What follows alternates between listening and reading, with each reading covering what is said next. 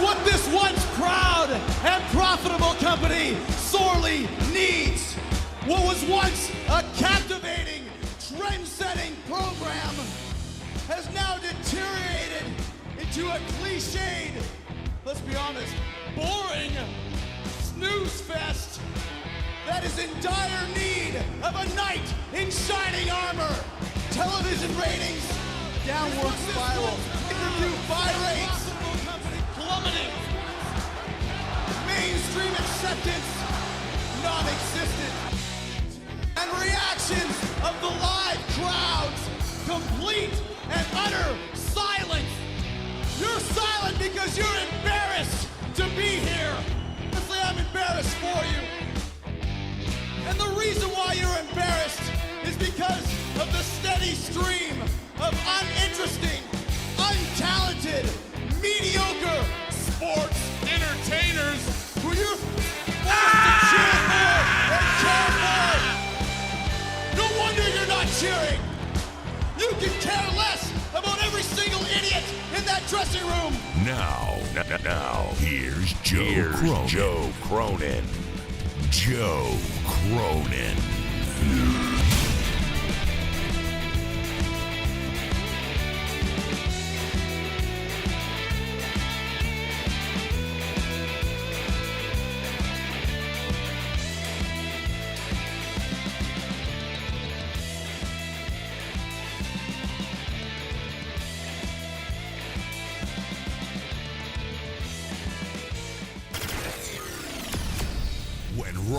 Raw, SmackDown, WWE, or AEWN. Tune in to the Joe Cronin Show. Live on YouTube for review and reaction. Joe Cronin and Jake break down all the action. All of it. The Joe Cronin Show. Your source for wrestling opinions, news, and insanity. A wrestling podcast with attitude. Mature audiences only. Join our community of over 70,000 people. Subscribe free on YouTube to The Joe Cronin Show.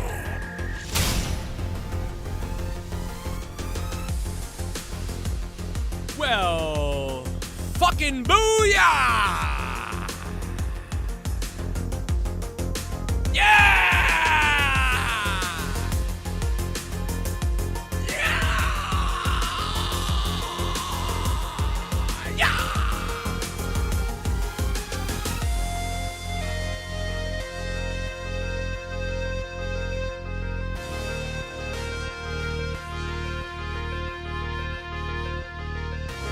Welcome to Monday Night Raw Review on the Joe Cronin Show. Yeah!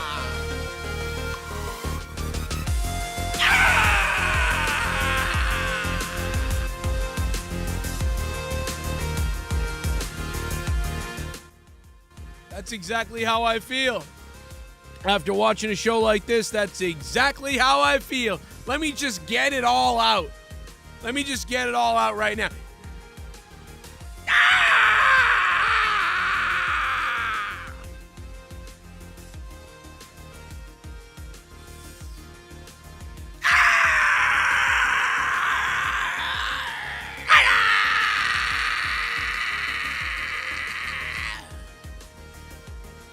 I don't even know what that is. I've never done anything like that to open a show or to begin a podcast review or a video review or live stream. Never been on the radio and felt the need to go.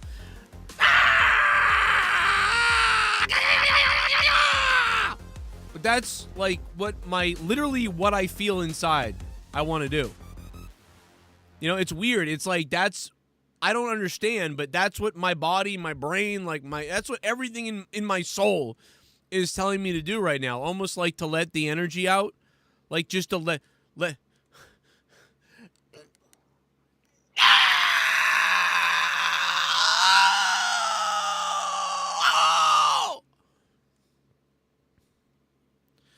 I don't know. I don't know where it's coming from at all. I have no idea. I don't know why it's happening to me.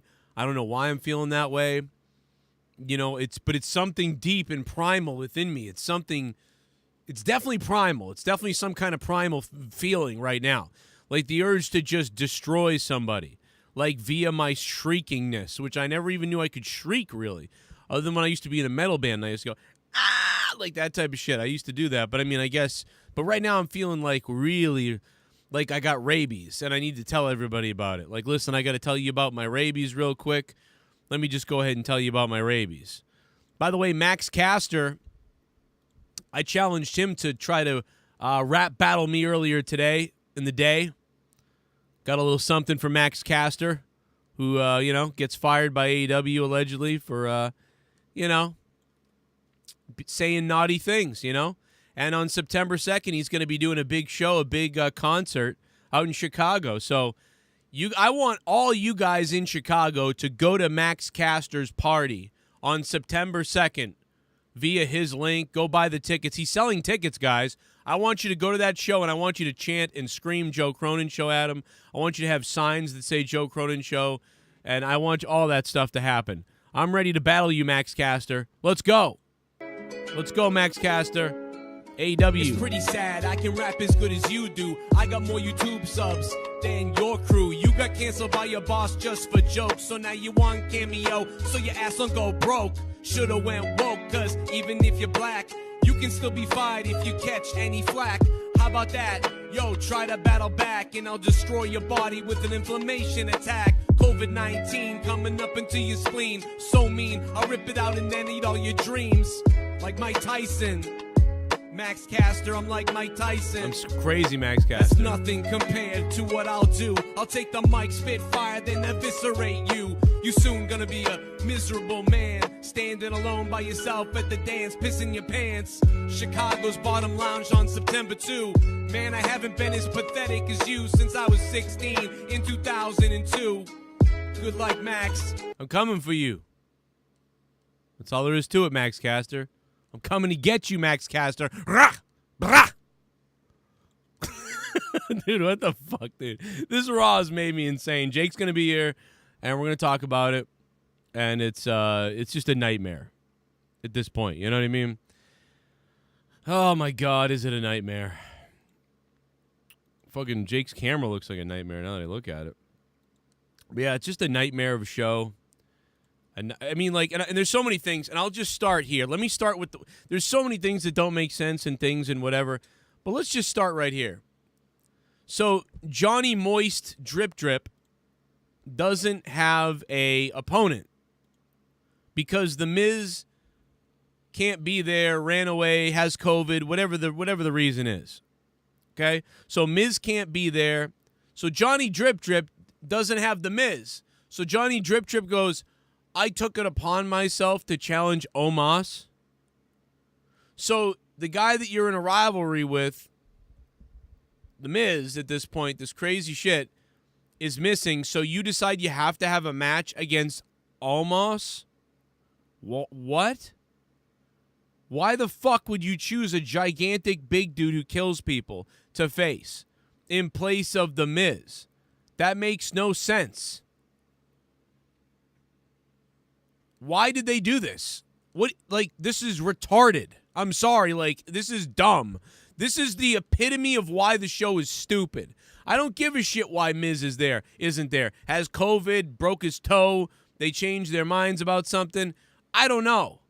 This fucking match was trash, dangerous, made no sense, and was stupid, all rolled into one. All of it was fucking stupid and dumb. So here's what you do. You have early in the night, The Miz, the Raw GM tells Morrison and says, John, I'm sorry, he didn't show up to the roll call. We're going to have to cancel the match. He's like, I can't take the chance with how we're up against timing tonight with he comes in at the last minute or does or doesn't show. So we're going to have to cancel the match. And John Morrison's like, are you serious, man? He's like, well, Johnny Drip Drip still wants to get wet. So maybe you can come up with something for me for later. And it's like, why not have him just announce that he's going to give him a mystery opponent or he'll get him an opponent, to face. You know what I mean? So Morrison could be like, listen, Johnny Drip Drip still wants to get wet. You know, because if I can't get a win over somebody, I can't. You know what I mean? I can't rise the ranks here. You know what I mean? So even though I want a piece of the Miz and I'm still going to get his ass, I don't know where he is. Obviously playing a game with me. He's obviously trying to escape the wetness of Morrison. You know, or why not have somebody in the back, you know, say something and or bump into him or make fun of him or something like that. It's like, dude, you were like the Miz's bitch for like how many years? You should call yourself like Johnny fucking dope ass or something, you know. And then he can just be like, he's like, you know, but there you go, there's the match. Okay, why would you go? Okay, the Miz isn't here, so I decided to challenge you, almost your gigantic ass to a match. Like, so the Miz, I mean, listen, Morrison obviously is a moron at this point, right? He's dumb anyway with his dripstick stuff, but now he's really stupid. I mean, what the hell was the point in that? And what's up, Jake? How you doing, baby? Hey, baby. Yeah, I kind of get the idea of it being like, you know, you're going to take down the biggest guy in the yard, you know, the biggest, toughest guy to make a name for yourself. So I didn't hate that. Did he say that? He was trying to say that. He said that at one point. He was pretty... Wait a minute. Did he say that? I'm trying to go back in my notes. I didn't hear him say that. I literally heard him say, like, I'm looking for an opponent tonight, so I decided to pick you, Almost. And Almost is like, you're stupid. And then he's like, oh, shit. That's all I heard. I didn't hear, I want to go, like, no, like, you're the... Yeah, he said he wanted to prove he was a bigger man than The Miz. But since The Miz isn't here, he said he wants to take on the largest human being he knows. That's stupid. That makes no sense. I get it, because he wants to prove to Miz he's the bigger man, so therefore he's going to beat the biggest man they have in order to be the bigger than the Miz. You know, you have that mindset where you take out the biggest dog in the yard to make yourself impressive. I'm not saying it's good. I'm just saying I see what they were going for. I think it's stupid still. Did the Miz lose to Almost? I don't recall last. If the Miz lost to him recently, I could see that. I could be like, I'm going to do something you couldn't do. I'm going to beat the biggest man here. And then he could show, like, the Miz losing. I don't think the Miz lost to Omos. I just think it was him taking on the biggest guy to prove that he was tough. Listen, I get it, kind of, but it just doesn't make sense. It's like, what? It's like this guy's laser focus. It's still stupid focused. as all hell. It's dumb. I'm just saying that's the mindset they were going for, because they even had it on commentary with him saying multiple times, they backed it up. Oh, he's taking on the biggest guy to prove he's the biggest, and they said it multiple times. So doesn't make it good, but and this match, just the only thing that was good was the finish with the Baldo bomb. That's it. Yeah, the Arcade Bro stuff was the only thing good, but again, it feels like the Arcade Bro stuff feels like mid-card stuff. Like, it feels like the mid-card attraction. Exactly. That nothing felt like Bobby Lashley doesn't feel like a main eventer still, even though he's a WWE champion. He just doesn't feel as important right now. Maybe he's going to have a rematch against Goldberg, and it's not for the title. Now, that doesn't make sense to me. Why would you not do both? So you want him. It could be personal, but why wouldn't you? Because Goldberg's going to win. Goldberg's going to win. Exactly. That's why they're not making it for the title, because he's getting revenge for his son. They can't let the black guy win in Saudi, which is weird because it's a black guy and a Jew. So the Saudis are going to be all confused. The whole thing is ridiculous. But now, because it's not, why I just don't understand why Goldberg wouldn't make it for the title. I understand WWE reason, but why would Goldberg himself not go for the title if he's going to beat him? Well, then why wouldn't you want to get the title as well? Well, because Lashley can say, dude, listen, I just beat you. You don't get a title opportunity. I don't want a title opportunity. I want revenge on your ass. I want your ass. So they said that maybe, but they didn't even get to that. Yeah, but I'm just assuming. But again, that's just as weak as the almost. Oh, I'm going to, like, it's just none of this makes sense. Nothing makes sense. All that makes sense is need big name in Saudi Arabia. Yay. That's all they really, that's why they have no story. Dude, if you think they give no shits about these stories over here, like, forget it. So then they shoved the WWE champion into a match for the tag team titles, and that's your main event. That's supposed to be your big deal for the night. So Drew is not your big draw anymore. So who is? RK Bro? Okay, but like you said, they're mid-carders because they're tag champs. So nothing feels special, really. No. And the crowd was actually like gahuffing, like really belly laughing at times with RK Bro, which I was happy to see. This was a very responsive crowd. All in all, They were at Oklahoma City at the Paycom. Yeah, I'm Paycom shocked. Center. They were weirdly into everything. I couldn't believe. Yeah, they were Oklahoma. into everything and like very into it. Even the like "This is awesome" chant followed by a "That was awesome" chant. I respected for the triple threat because it was a damn good match, but that was just like an extra level of respect for the wrestlers. That was pretty cool. What'd you think of Robin and Marilyn Manson's tag team match? Like that one? Oh God. Nothing tonight was. I mean, listen. I thought that main event match was pretty good, and like RK Bro was pretty good tonight for the most part. Yeah. But again, like we said, that's the best thing of the night, and it's sort of a mid card. Like it's sort of like the Rock and Sock Connection thing, but not even as good as that. But like more like like Hurricane Helms teaming up with Kane, or like Daniel Bryan and Kane teaming up. Yeah. Like they're doing that sort of tag team buddy, good cop buddy story. But that's the main thing they have because they don't have anything else. Why is Charlotte getting pinned when she's the women's champion again? I know they're building up Nia Jax, and Paul was trying to say before, like, oh, there's some type of merit in her, and I get it, but I am personally so sick of her that she's a person that can't be recovered for me personally. Who's that, Nia? Nia, she's just ruined for me at this point. What were she's they doing? Injured. They were like shooting for like 20 seconds in this match, it felt like, or they were just getting nasty. I don't know what it was. Something happened, but or they were just weird. I don't know. It was just a weird situation. They started slapping each other and getting kind of weird, like they were getting into it. And then it was after they missed the spot where Charlotte was supposed to be like picked up for the Samoan drop, and then they did do that when she ran off the ropes. But even when Charlotte came in, she didn't know if Nia was going to know she was doing that again. So I don't know what that was about, but it was very weird. And again, it's just like why I can't stand it when the champions are in matches or get pinned. Like Charlotte should not be wrestling on the show, really. She should almost never be. She should be walking around with the belt and doing things.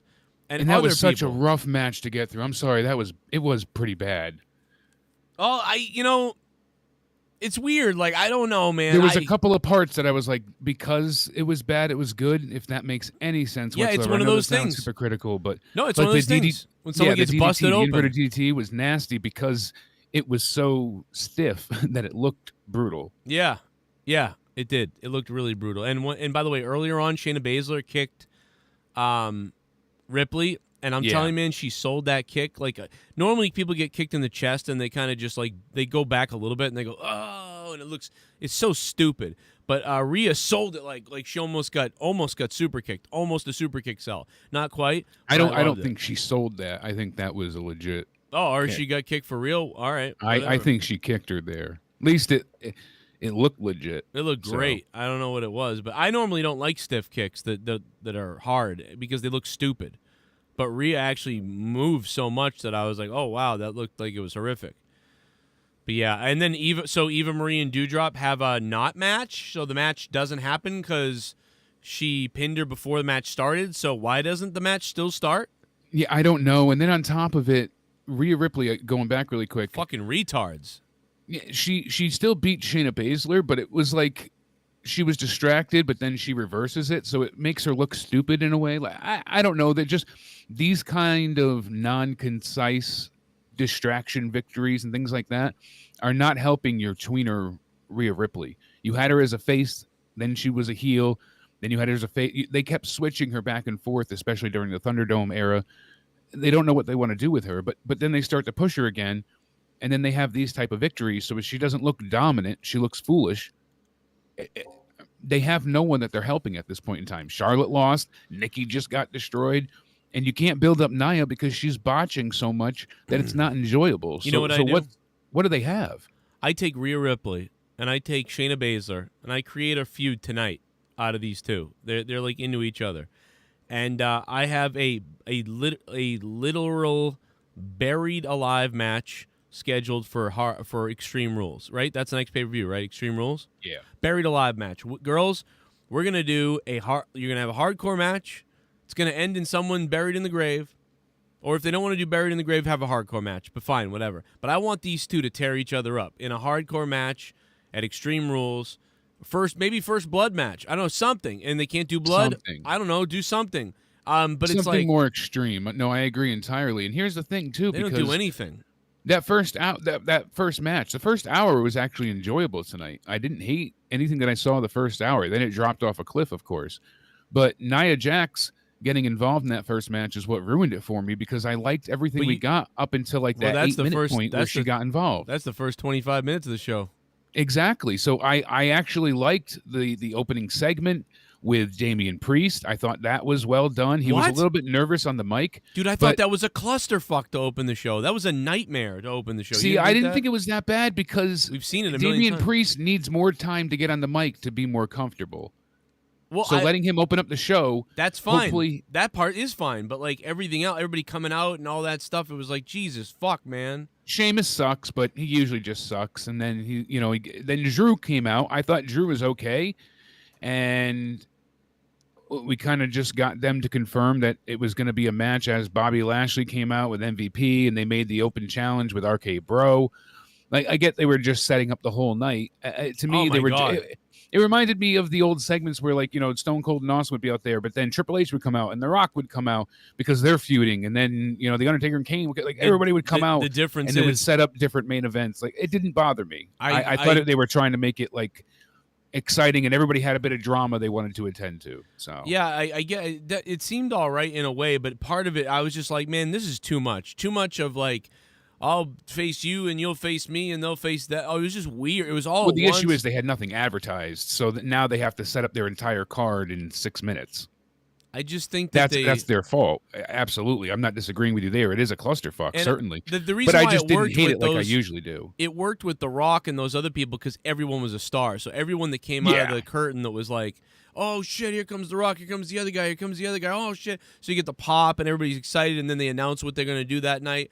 That was different. But because these guys are like all like, not quite like that. They're not all stars. It just was too much of mediocre shit to me. I don't know, man. I couldn't believe that they jammed all that exposition or whatever into that. I felt like they could have split it in half, like first hour, second hour to advertise the third. I don't know. It's too much. It just made it feel sporadic to me. Then you had Adam and Sonya come out and made everything official, and I was like, all right, this feels like it was unscripted in a way. Like everybody had their grievances to air, and they're like, well, this is, no, screw you. I got this coming to me. Well, I want the rematch. If you're going to give anybody a shot, it's mine. I got to go back on that. You just said something that, hold on, let me see my tweet. I think you swear to God you just triggered me. Oh, no. So, no, I disagree 100%. This opening was so scripted that I was cringing out of my mind. It literally sounded like an SNL opening monologue. It was Saturday Night Live at the beginning of the show. But it felt more like everybody had an actual grievance, is my point. They all had something to argue. So, dude, there was a reason for each of them to come out there. As where usually there's just no point. Everybody had an actual point tonight. It was something to be serviced. Yeah, no. Damian Priest was given the open challenge. They have a point. It's the way they said the point that was like, oh my God, this is all scripted like Saturday Night Live. It was like, oh, I hate the scripted stuff, obviously. Listen to this. I got an audio. Sucks, but not like a Roomba, because that's what they're supposed to do.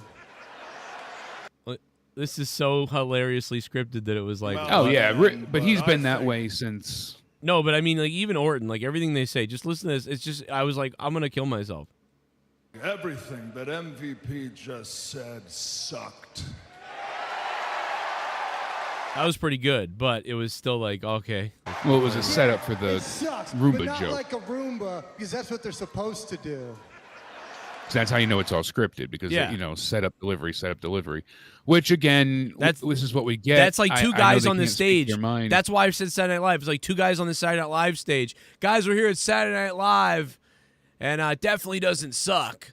Well, at least SNL can break character and improv every now and again, but they don't have that choice here anymore. And let me tell you something. Like I said, I wasn't miserable sitting through this. I'm not specifically sure what it was. Yeah, there's a few things that were being in pain. I was like, looking to be entertained, and this was not that bad. So they had advertised Lashley versus Sheamus in a non-title match, and that was pretty much the only thing that they had advertised. And then that was off. So I was like, okay, they could save that for another time, but it wasn't that bad. So Rhea Ripley comes out instead of Nikki Ash. I was excited for that. And her taking on Shayna, I'm like, oh, good. Something we had history with these two. and they could really build off of this. And they didn't really do much to build off of their rivalry, because they had a pretty storied rivalry in NXT. But the first 8 minutes of the match, like I said, was damn good. I thought that they did well, beating the hell out of each other. You see Rhea one time just blocking a bunch of moves from Baszler and punches, and then she hits her in the bad hand and wrist, and then she goes ahead and she applies a great hold. And then, of course, Nia Jax gets involved. And I'm like, damn it. Here they are. They're focusing on hands, and they're telling, a great story, and Nia Jax basically ruined it for the distraction. So, but still not a bad first match. Then we get a little thing from the Viking Raiders in the back. It's just to remind the crowd that we want you to chant, we want you to chant Raid with us. Did you forget that? So then we get Jinder with Hanky and Panky. I think it's just Hanky he's teaming with against the Viking Raiders. Not a bad match. I wish it was longer. I was having fun with this one. Yeah, it was short. It was only less than 4:45. It was less than 5 minutes. I was hoping for a bit more, especially with the Viking Raiders. They can go. And at first, when this match happened, I'm like, maybe they're going to kind of build up the tag division a little bit, since they have RK Bro in a main event tag match with the WWE champion. It was just to remind you about the Viking Raiders. That's all it was. That's it. Yep, you nailed it. Like I said, that's it. Well, that's what you were saying in the back. That's all it was. It's unfortunate, though, because they kind of built up Jinder Mahal's crew a little bit, and it would have been nice to make them look a little more devastating or serious.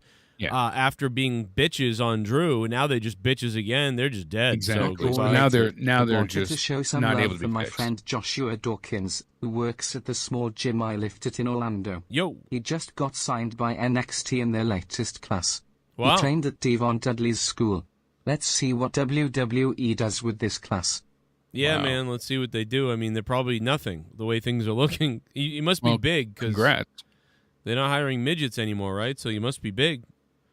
I said good thing Carmelo got in when he did, or they might not have picked him. They might not even been there. Robbie Hyde with the $3 coming in, man. What's up, Robbie? Keep it wet, baby. Shout out to the king of the wheel of Monetize This. Always nerdy. Big time, man. This has been a crazy week. And a Yes, fun it one. has been. Duncachino? Don't mind if I do. Comes Jim. What's my name? Duncachino. It's a whole new game. Duncachino. You want creamy goodness? I'm your friend. Say hello to my chocolate blend. For everyone who says they won't watch WWE again, you'll tune in next week. Out of habit. That's not true necessarily, Jim, because my viewership has gone down from 1,200 to about 500 right now from the year and a half ago. So I know that those people have tuned out, and also the ratings have gone way down. So even though that's true that a lot of people say it over and over again and keep watching, every once in a while one of those people does stop watching, and it happens. So you say that, but they will stop watching. I don't know about what's happening with SmackDown people, because that's going up, but That was a crazy rating, huh? yeah, that's insane. I don't know. Almost a 3 on there. People you know thought what that Brock means? was on the show. Well, that and Becky. Becky and Brock. Becky, yeah. because Becky's opening segment was huge. Nearly 3 million for that. So, damn. I mean, that means that them combined, Brock and Becky, are a bigger draw than CM Punk, essentially. Right, and not only that, but I think CM Punk's thing helped WWE. Kind of. In a weird way, because, I mean, this is... It added intrigue as to what they were going to do at SummerSlam to respond. I think some people, yeah. I think there's at least 100,000 people, or no, there's at least about 1 million people watching WWE who saw the CM Punk thing, or like heard about it, or checked it out and was like, "Oh yeah, holy shit!" And then started watching WWE again. I don't know, where did those people come from? Will they be back next week? I wonder. USA's gonna watch the needle drop. I mean, I wonder. And now, by the way, SmackDown's numbers going up could make Raw's numbers go up. So they could, if they advertised Raw properly. Maybe. I mean, but I would. But I'm saying, like, last week Raw's rating went up because it was the night after SummerSlam, so we knew that was going to happen. It got 2 million on Raw, and now because of Becky and everything, and Brock and the situation on SmackDown with their ratings going up, there is a possibility. Now, I would have predicted tonight's Monday Night Raw to draw a 1.8. That's what I think tonight would do, is a 1.8.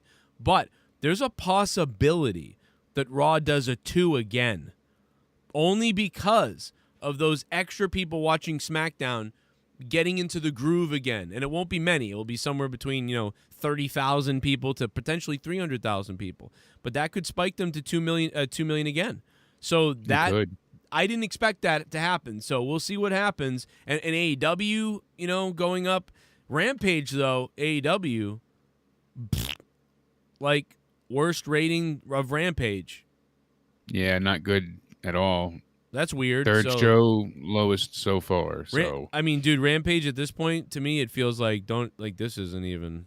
It feels like it's going to be a failure, and it's kind of a cool thing what they're doing for Dark. They're going to be filming in front of Universal Studios. I like that, and obviously it's like WCW. So like what Impact used to do, they're going to have, just open segments, and here's what we're going to do, and they're going to announce matches day of or day before, so then people that want to see specific matches can, but also park participants can just go and be like, oh, look, wrestling, like when you go to the North Haven Fair and stuff like that. When I met, Brad Hollister. It's a good way to get new fans too, because people are like, "Oh shit, I used to watch wrestling. It's been 9 years." Exactly. So it's a good idea for them, but I worry about Rampage having that same kind of feel that it's going to have that non-important. I think AEW is great, and we love Dynamite, but I am worried about Rampage, kind of like just being too much. Like, all right, you don't need to even do this. Like, this is, why are we doing this? Type of thing. So I'm a little concerned about that, but. I know people are probably like, oh, we'll get back to WWE, so we will, but I just want to mention that. I give Raw a 3/10, just another underwhelming episode. The triple threat was the only thing I like. Fear equals pain, man. This guy was a beast last night on the Jake Paul stream. 3 out of 10. Triple threat was the only thing I liked. That was all right, too. Like, see, I thought, like, some of that stuff, like you said, the beginning match, that was, like, I thought it was a 6 out of 10. And then I thought, that triple threat was kind of a 6 or 7 out of 10. And then, the ending main event was kind of okay-ish, like a 6 out of 10. But everything else was awful and also made zero sense. Like, almost all the storylines, reasons for things happening, just awful, like tarded stuff, like retarded stuff. Like, I mean, really, this shit was made, like, by a mongoloid. And so, like, but at least those matches were okay. That was good, but it's just not enough, man. This Raw review rating tonight for me is probably going to be a 4, like, out of 10 or something like that. Somewhere in a 4, 5, 3, somewhere. I don't even know. Probably 4. The official rating for SmackDown is a 2.25. The overnight is a 2.85. So their official rating updated today, as of like 2 hours ago, is a 2.85. As a 2.25. Wait, so they didn't get 3 It was million? inflated by the NFL like preemption. So basically, the NFL lead-in had more viewers. Oh, yeah, like people. So once they took in that initial lead off, that's why Becky Lynch had such a high opening segment. Yes, now. because the Makes people sense. left their TVs on while watching football, and then it led into SmackDown. So the first 30 minutes, tons of people had their TV still on. They were like, "Wait, what the fuck's this?" And they turned it off. Now, or the DVR overextends on football games for like 15 or 30 minutes. Oh, as well. All right. My That like makes my sense. Xfinity box, if I tape any game that's not scheduled, like if I'm watching a game live and I hit record, and unless I schedule it manually, it'll go past it by 30 minutes just in case there's overtime. The other thing too is that was the first show after SummerSlam as well, so they were going to get a big rating also. So that 2.25 is good, up from whatever the hell it was. I just closed it. It was 2 million or 2.1. It was one of those two.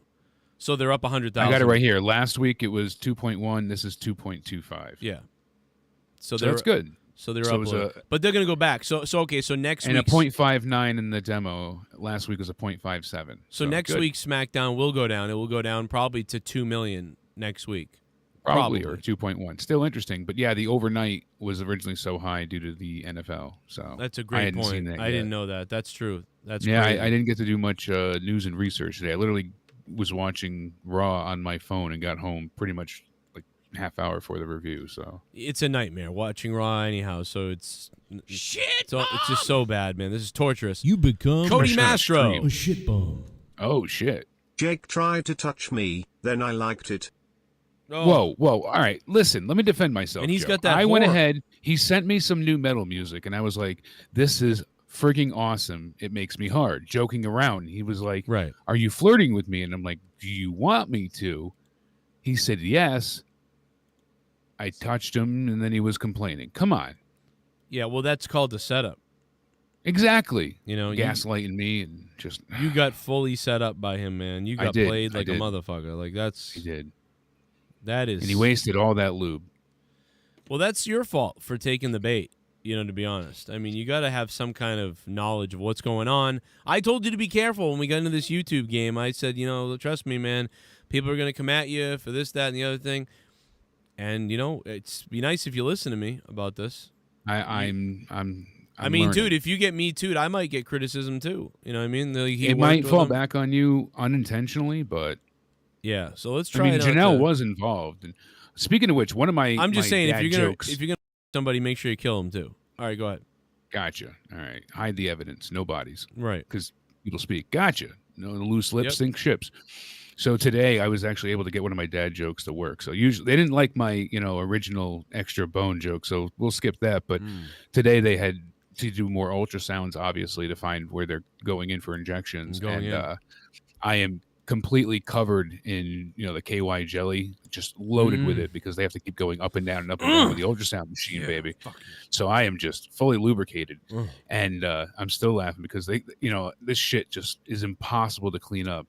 So they hand me like these little itty bitty blue towels, and it's like you use like one, and you haven't even cleaned up a quarter inch of skin at this point. And I'm like, what the hell am I going to do with this?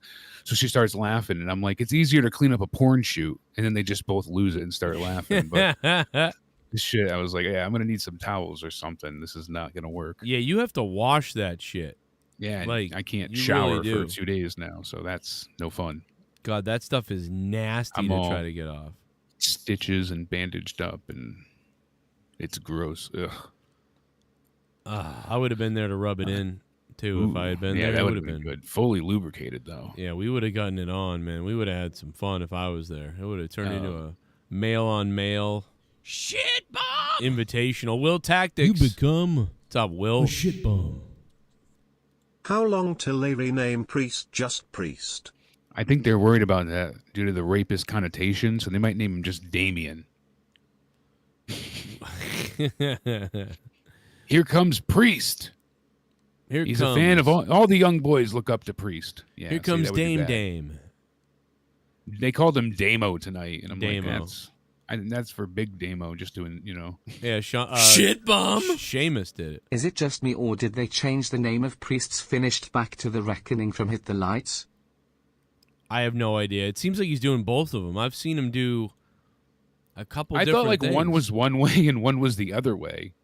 Yeah. Honest to God, I don't know if I'm way off or what. No, I think it's both. Let's get to this match. Well, remember he did the Razor's Edge too, and now he doesn't do that. So yeah, because they did say the Reckoning tonight, and he ended up hitting the Reckoning. So I don't know what the difference is, but right away, the Reckoning sounds better than Hit the Lights. That's what exactly. That's what it is. So I prefer that being the Reckoning again.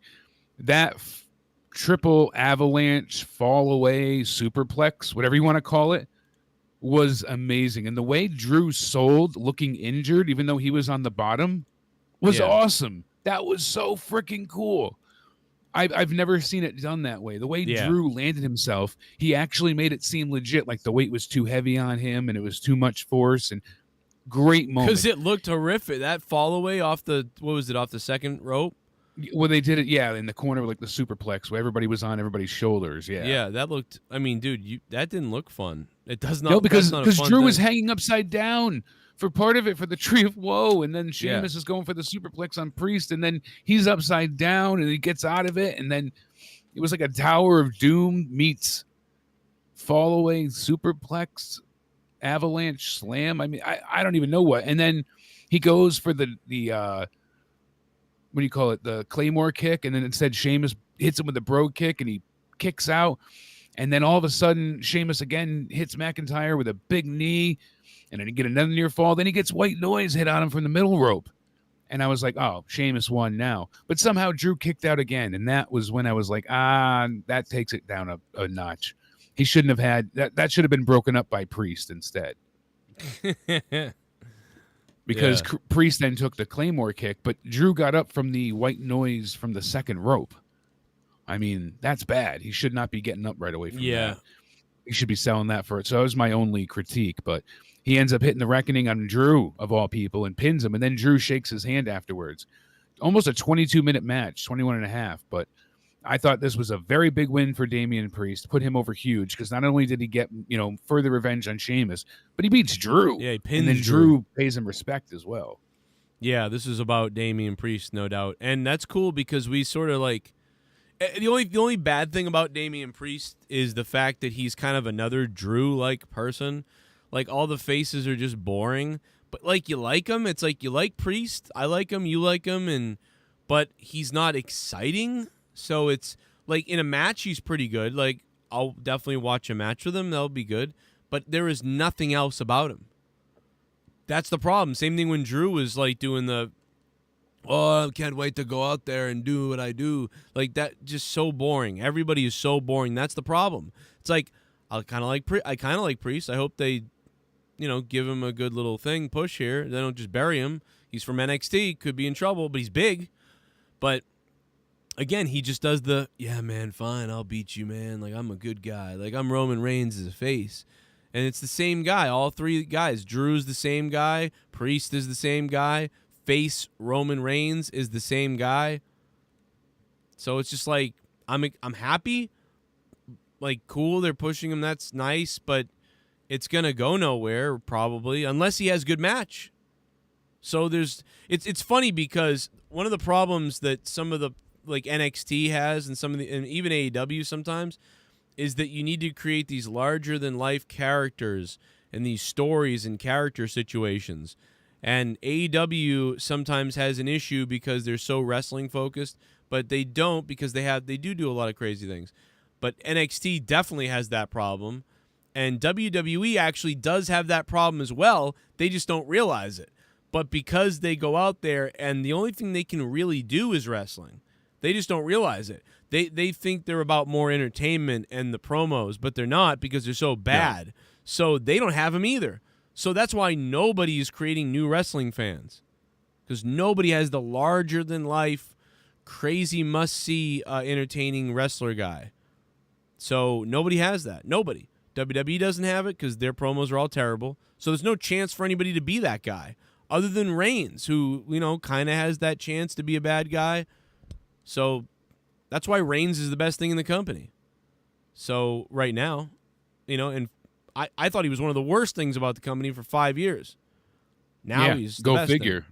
And that's the thing. We even said back then too. It's not him really. It's how they're booking him. Yes. Yeah. We had called that out multiple times. And now they're booking kind of Drew like that and Damian Priest like that most of the time. Yeah. And I know you don't watch Batgirl, whatever, Batwoman on the CW. Do you watch Batgirl? I don't either. But I saw somebody shared with me earlier that they found their Poison Ivy finally. They had somebody, and I guess it didn't work out.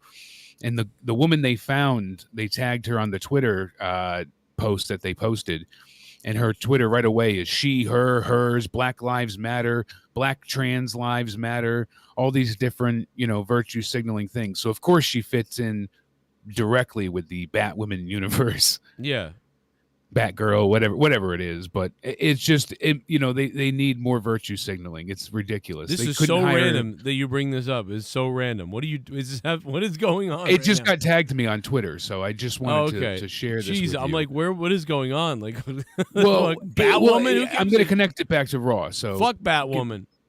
But it's under the guise of just more and more not listening to your audience.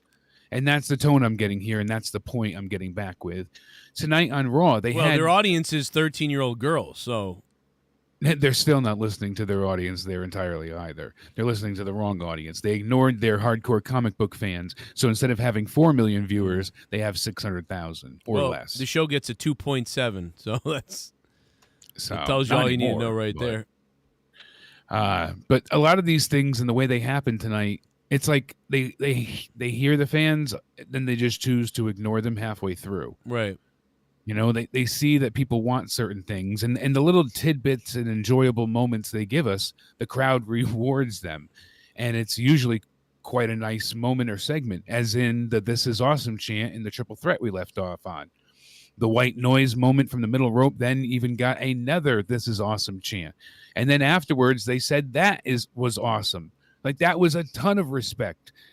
I love the crowd for what they gave them for this match, because they gave them as much as the wrestlers gave to the crowd. Right. And that's what I'm saying, though. No, I was trying to connect it all back to basically, everyone just not listening to your audience today. It seems to be pretty much a common goal. See, I think like I know what you're trying to say and what you're doing. I think that show is just a dead show from the beginning. So it's not like they don't even know the audience yet. They put out a show that just sucks. They have no idea. But like you said, yeah. But I think the Star Wars is a better example of not knowing your audience. They like that shit. They don't know what the fuck they're doing with that. And I mean, Star Trek and Star Wars, like, they don't know what's going on. They don't even know what Star Trek is. Dude, I watched the 3rd season of Discovery the other day, like, sort of. I like skipped around it and watched it. Oh my God, bro. It's like the whole show is just about dumb problem, makes no sense, solve it at the end through all dumb stuff. And then like the main actress lady just smiles and goes, "We are better. We are the," and it's just like Batwoman. It's the same thing. It's no. this And you said Batwoman got like a 2 million. This not in any of season 2. I didn't say for that. This. Oh, I thought you said the show got 2.4 No. or whatever. Oh, you meant Raw? I didn't mention any ratings about Batwoman. Batwoman could have got sworn Batwoman that got a 2 point something or whatever. No, never said that. Where the fuck did you come up with that? Go back and listen. You said 2 point something. What? But, no, I didn't. I said that about SmackDown. Either which, no, it was when I brought up Batwoman. But I did not mention that. Are you having a crackdown tonight? Batwoman's ratings are like fucking below 500,000 or something like that. Yeah, it's like a 0.413. So I want to hear what you're talking about. Awful. You want to hear it? Let's hear it. Promos are all terrible. This will be fun. There's no chance for anybody to be that guy. Fuck Batwoman. The 2 different Batwomans in 2 seasons. It's just, they need more virtue signaling. It's ridiculous. Oh, here it is. All right. Fucking kind of drew like that, and Damien. Thank God I can get like a drink that. of water most of the time. Yeah. And I know you don't watch Batgirl, whatever, Batwoman on the CW. Do you watch Batgirl? I don't either. But I saw somebody shared with me earlier that they found their poison ivy finally. They had somebody, and I guess it didn't work out. And the woman they found, they tagged her on the Twitter. We're going to find out if you're having a stroke or I'm having a stroke in a second. Post that they posted. And her Twitter right away is she, her, hers, Black Lives Matter, Black Trans Lives Matter, all these different, virtue signaling things. So, of course, she fits in directly with the Batwoman universe. Yeah. Batgirl, whatever it is. But it's just, they need more virtue signaling. It's ridiculous. This they is so hire... random that you bring this up. It's so random. What is going on? It just got tagged to me on Twitter, so I just wanted to share this with I'm you. like, what is going on? Like, well, Batwoman? I'm going to connect it back to Raw. So fuck Batwoman. But it's under that show triggers me. Guys of just more and more not listening to your audience. And that's the tone I'm getting here, and that's the point I'm getting back with. Tonight Well, you are the hospitalized one, Jake, so it would make sense that you're hearing shit. You know what I'm saying? Oh, it came through Discord when you said triggers me. It sounded like 2 million. That's when I heard it. Oh, okay. Makes sense now. We're going to get you to the hospital. At least I want to go back. I got to go back tomorrow morning. If it was me that didn't know I said that would have scared me more. The fact that you didn't thought I said that. Well, yeah, Discord sucks. Yeah, that makes sense. Yeah, no, but 2 million was the SmackDown conversation we had earlier, so that maybe like popped in your head. But yeah, that show is just dead. I mean, that show is just made so they can be like, look at us. Ah! Yeah, I didn't hear you say triggered me. 2 million, it sounded like. Either way, though, yeah, they're not even getting 500,000 viewers, so it's funny that, and they're even casting or doing anything. I'm surprised they haven't canceled that again. But, again, listening to your audience, we get to the next match. Eva Marie and Doudrop. Wait a minute. People are telling me to keep playing it. Hold on. Raw, their audience is 13-year-old girls, so they're still not listening to their audience there entirely either. They're listening to the wrong audience. They ignored their hardcore comic book fans. So instead of having 4 million viewers, they have 600,000 or less. The show gets a 2.7, so that's... Oh, see, I was right. Oh, yeah. So the show gets a 2.7. I'm not crazy. No, Fuck me not going back to the hospital. I said the show gets a 2.7 as in like a rating out of 5 on IMDb. Oh, all right, but I took it as viewership number. Okay, I get what you're saying. Okay, so we both are stupid. Or no, we're both right. I knew you said two but- something. I knew I wasn't Yeah, crazy. no, about I was hearing talking 2 million about. something. Yeah, I was talking about the rating. The rating is a 2.7. Ah, gotcha. You meant like I took it as rating IMDb, as millions, not out of 5 stars. Yes, But you did say 2 point something, Yes, so I'm not. so you're not losing crazy. it. Thank God you're not crazy. No, yeah, the show gets. Thank you, Black Pumpkinhead. He's like, keep playing it. There Yeah, it is. because Boom, I'm there like, it is. what are we talking about? But yeah, no, I 2.7 rating. Look at that. Out of 10. Out of 10. Oh, out of 10, not even out of 5. Jesus, that's even worse. Oh no, it is out of 5. Even still, does it? I It's- mean, no, that's bad. Most things usually get a 3, 4, or 5. 3 to you know, 4, you know. yeah, never that. But look low, at so. IMDb. IMDb gives it a 3.4. But you out of figure, 10. you know, even Flash and the Arrowverse held on to their numbers solidly to a certain extent. Everything else really dropped to the very early part. Right. And that's what Raw's doing. It's going to keep going down, 1.7 because they're not listening to their audience. So yet again, it's just Eva Marie and Dewdrop. The fans like Dewdrop. They're calling her Double D Why, now, and she's playing up why on did it. they not have a match? Why did they have a match? I not have don't a know match? what she should have just squashed Eva Marie if that was the case. Her not being able to wrestle was again, it worked years ago because it was a different time and there was a different angle with her. This doesn't fit with this because this is a rivalry. This isn't just a one-on-one whoever match. If she was just randomly taking on a Shayna Baszler and she feigned an injury because she doesn't want Shayna to kick her ass, you kind of get it. But with this, there's actual heat and tension, so they should be telling the story. Why would Dewdrop just continually attack her anyways? Face, heel, whatever. All the shit that she put her through, changing her name, tormenting her, taking away victories, blaming her for everything, gaslighting her, on and on and on. You hit her once and then the ref takes you off and then they say they can't continue. Why do you not keep attacking her or threaten her more? Anything. Well, now there's an argument about whether I said 2.7 or 2.7 million. So now we have to hear it again. Hold on. Tells you not all you need to anymore, know right but there. You said 2.7 or Well, less. The show gets a 2.7, so that's So yeah. So the show gets a 2.7. yeah, you didn't say million. I didn't say million. You cocksuckers. Shut the fuck up, you. Basically, I was talking about rating, and Jake was talking about viewership. So we were both talking about something different. So if When you say ratings, I usually think yeah, a if you million thought I was viewership, talking about not- ratings, then it would make sense. So all it was we were on the wrong scale of numbers. That's all. It makes sense. Motherfuckers, I would never think that show got 2 million. I wouldn't think that's that show why I got was 1 like- million. I was confused and I know for a fact that show gets fucking shit ratings. because you were the one that told me that a while ago, actually. So that's why I was Yeah, because confused. I was following. I was like, I wonder how bad this will do. Yeah, it was on one of the podcasts. Not that I so- care. Like again, it's not for me. It's for girls or whatever. That's not the problem. Yeah, The problem is the writing exactly. sucks. The whole show was created to just virtue signal. Exactly. So you're never gonna have a good show if you're just making a show to have an agenda about politics. If your show is about politics, you're gonna fail. I want to make a massive but tiny gripe here too, and I know people are going to say I'm kind of ridiculous, but the background interviewers, why do they have to jump or appear out of scene, out of frame, or out of nowhere? Yeah, it's annoying. They keep doing this. They crab walk in, or Sarah Schreiber today, she literally pops up out of nowhere to talk to Charlotte Flair, and I was like, Jesus fuck, where did you come from? It's like every time they just have to appear. And so you see the star back there. Next thing, it's like a stalker coming up with a microphone being like, hey, what the fuck? I don't get it. Everything about their production in the back is wrong. It's so not natural. It's so obtuse and unrealistic. So, number one is more often I would have cameraman following reporter person who's like, we're going to try to get a hold of Charlotte Flair. She's in the other room. We're on our way now. And then they walk up to her and Charlotte, blah, blah, blah. So that would be better. Also, my gripe with the zoom in on their face as they smile before they're asked a question in a weird way.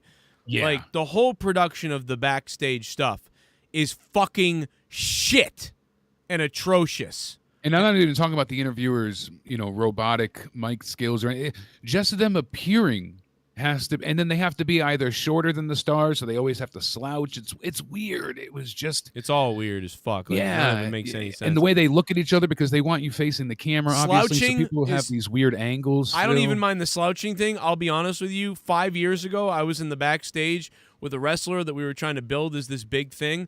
I was getting ready to start the interview, and I noticed that I was taller than him and bigger than him. I fucking tucked my shoulders like this, held the mic up like this, and I lowered myself so that he was taller. I did that on my own. I don't mind that. I understand the psychology of that, but because it wasn't obvious. Nobody knew it. You know what I mean? Fucking, it was some stupid But if thing. you're going to do it, don't make it look obvious. Don't crab walk into the scene and then stand with your knees slouched. Yeah, I tried to be more meeker or whatever. Yes, but it's like when you lower posture to where it looks like he's in. It's all ridiculous. You're spending that much time on training them and making them act like fucking wobbling weirdo fucks, but you can't like be like, yo, let's actually make the scene like it's a real sport. Like literal, like hobgoblin trolls. It's Dude, ridiculous. I don't know who they think they're hiring. They think they're hiring like real Hollywood people and directors and shit like that. It's fucking horrific. No fucking show is like this. A movie, when they do a scene where interviews happen, seems real. A fucking documentary seems real. A sports movie seems real. A sports drama seems real. So why, when those people in Hollywood who make all those other sports situations seem real, when it comes to WWE, seem fake as fuck? And dude, it's the news is more authentic. Like we all know the news reporter, right? Hi, everybody. Kayla Braxton reporting live where a fire just took place. I'm here with John Oliver, who saw the whole thing go down. John, tell us about those frightening moments. And you're like, man, these fucking reporters are so robotic or whatever. That's literally what WWE's trying to emulate, is like the most robotic news anchors. But the news anchors are more real. So this is worse than news reporting that's robotic. Like, so what the fuck Hollywood people are they hiring? They refuse to hire wrestling people. They refuse to hire just writers who are regular, or regular directors and producers, or people that can produce wrestling. They're hiring the big shot Hollywood people. I find it hard to believe these big shot Hollywood people are worth a fuck anywhere, because they suck. Because what have they proven they're worth in so far? Losing fans? Yeah, that's making it so the company can be sold. If they hired them knowing that, hey, they're going to fuck this up and they're going to help us sell this place, then I guess mission accomplished. But yeah, I don't understand. There's no logic to this. It's bad. I mean, nobody can look at this and say this is good. Nobody can look at, dude. You know what it is these tards like who like are in the business corporate community. They don't really watch wrestling. So what happens is when they see the production of WWE, they think, oh, this is a big, important production. Look at the production. But they're not really watching it. Like, if they had to watch it every week with family or somebody, they would start looking at it and be like, man, But, and then if you showed them, like, another company or AEW or the WWE from 2000 or 1998, they'd be like, wow, this is better. Like, what the fuck are we watching now? Like, it's almost like they think this is just the way. Like, it's like they kind of like wrestling's goofy, but people like it. So then when they watch this, they go, yeah, I still don't quite get it, but, people like this. They don't even know. Prime example, Joe. We get into Karrion Kross taking on Humberto Carrillo.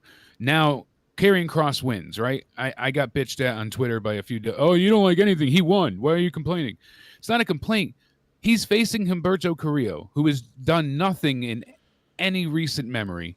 I can't even recall. And they called him a real challenge. Did they call him a real challenge? I swear I heard that. Yes. They said that this would be a real challenge for, and it's like, but it was over a 4-minute match here.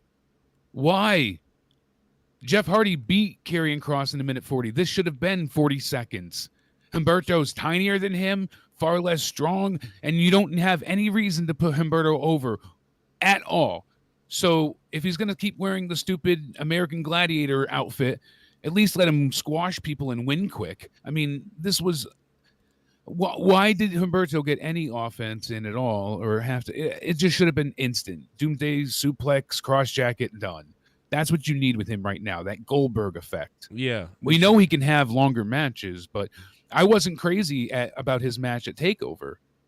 It was okay, but it felt lacking. It really did. I was all right with it, but like you said, I didn't think about it that much. I just thought, okay, good, a win for him. He looks better.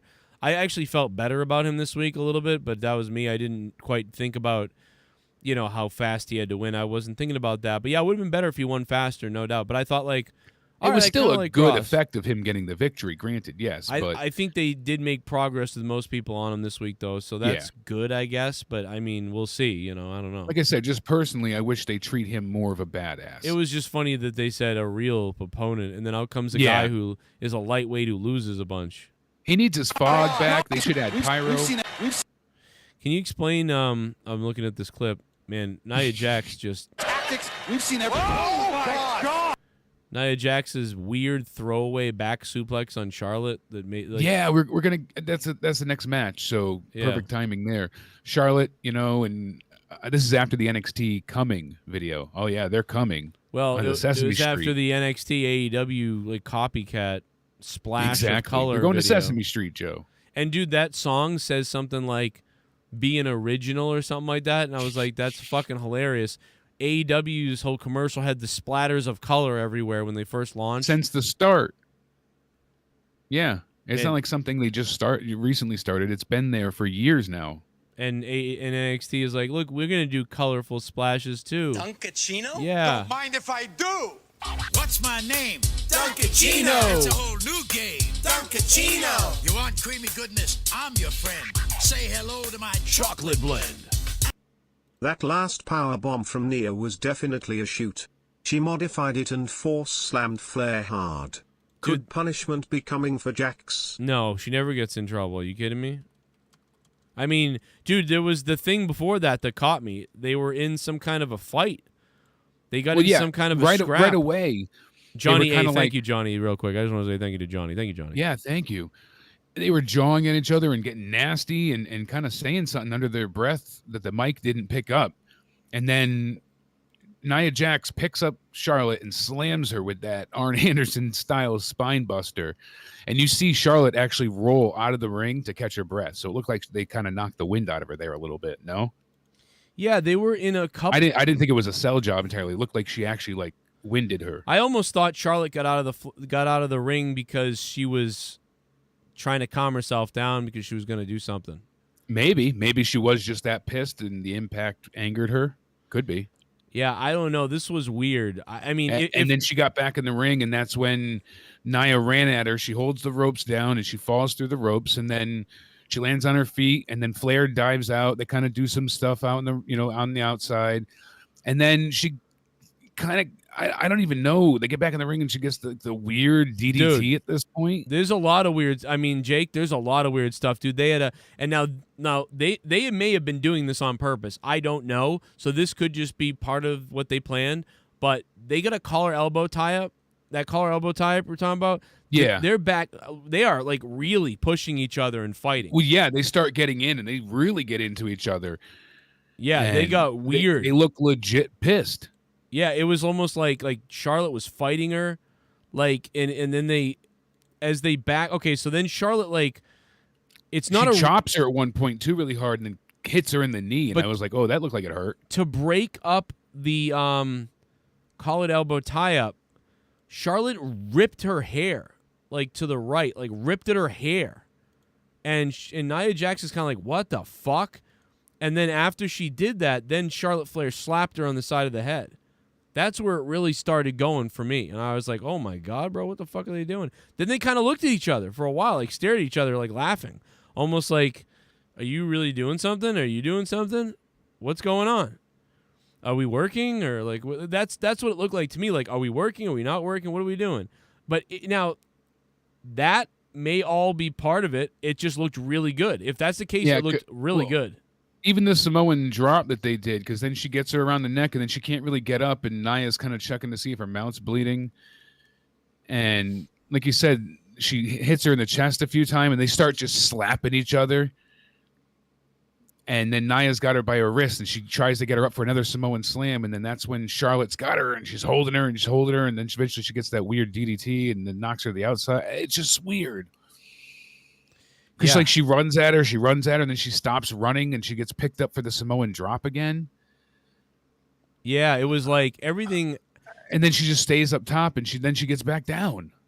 Everything they would have and then she clotheslined Charlotte weird off the rope. That looked good. I mean, this stuff looked good to me. I actually enjoyed it because I was like, man, what's going on here? Holy shit.